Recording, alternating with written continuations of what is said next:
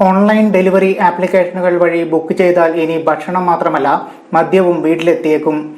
കേരളമടക്കമുള്ള സംസ്ഥാനങ്ങളിൽ Swiggy, Zomato, big basket തുടങ്ങിയ online delivery ആപ്ലിക്കേഷനുകൾ വഴി മദ്യം ഡെലിവറി ആരംഭിച്ചേക്കുമെന്ന് വ്യവസായ വൃത്തങ്ങളെ ഉദ്ധരിച്ച് എക്കണോമിക്സ് ടൈംസ് റിപ്പോർട്ട് ചെയ്യുന്നു.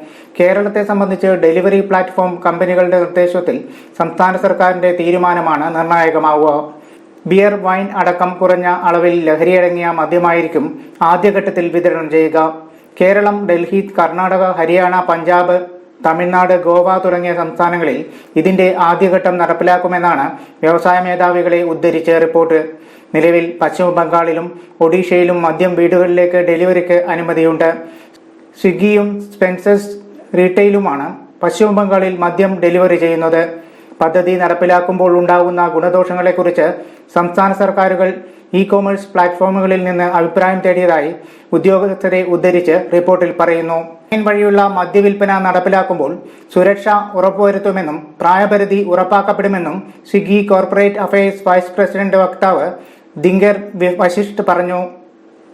കോവിഡ് സമയത്ത് മഹാരാഷ്ട്ര, ഛത്തീസ്ഗഡ്, ജാർഖണ്ഡ്, അസം അടക്കമുള്ള സംസ്ഥാനങ്ങളിൽ താൽക്കാലികമായി മദ്യം ഓൺലൈൻ വഴി വിതരണം ചെയ്തിരുന്നു. എന്നാൽ പിന്നീട് ഇത് നിർത്തലാക്കിയിരുന്നു.